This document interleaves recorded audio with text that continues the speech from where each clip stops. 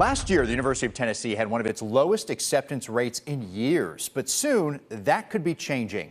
State Capitol reporter Chris O'Brien looks at a change in the admissions policy that the Board of Trustees just approved today. Chris joins us in studio now. Chris, good to see you. What's the latest on this? Hey, Mark, good evening. Well, folks, take a look at the tie and, the shoes, and you'll quickly find I'm a Gator fan and grad through and through, born and raised.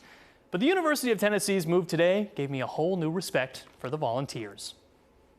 A new University of Tennessee policy will see any student who's in the top 10% of their class in any high school in the state have guaranteed early admissions to UT. The same goes for any student who has a 4.0 GPA or higher.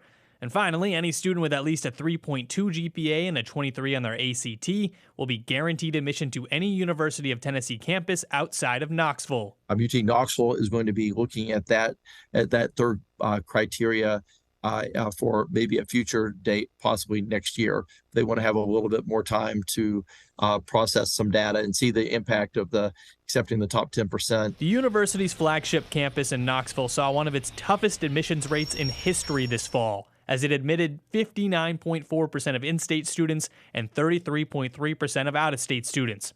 Compare that to the 4 years previous, where it admitted over 71% of in-state students and over 67% of out-of-state students. The inspiration for the move actually came from the University of Texas system, which automatically accepts the top 6% of students. States like Texas, when they introduced the top 10% guaranteed admittance policy, they saw a 16% increase in applications. Currently, Tennessee's college-going rate is just over 54%. We are one of the lowest in graduating, high school graduating attainment for college, and so we want to encourage that, and we think this is a smart, evidence-based policy that will work and will work great. Nashville Democratic Representative Caleb Hemmer is a UT grad.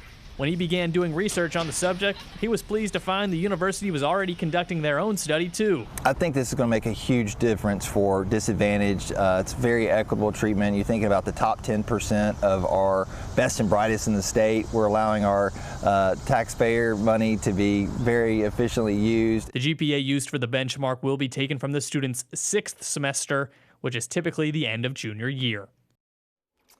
Now remember, this affects every student in Tennessee, not just in Knoxville.